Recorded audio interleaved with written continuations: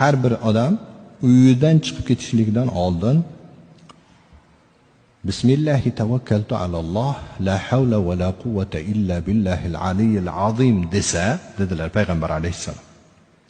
Unga aytiladiki, senga kifoya qilindi, sen himoyaga o'tding, sen muvaffaqiyatga erishding deb aytiladi deganlar.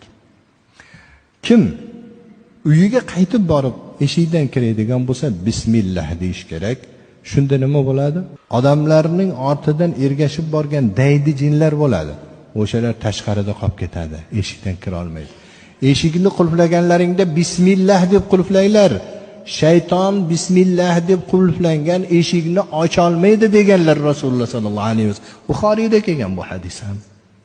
Biz o'zimizni himoyalash uchun mana shu nabaviy ta'limotga amal qilishimiz kerak. Azizlar,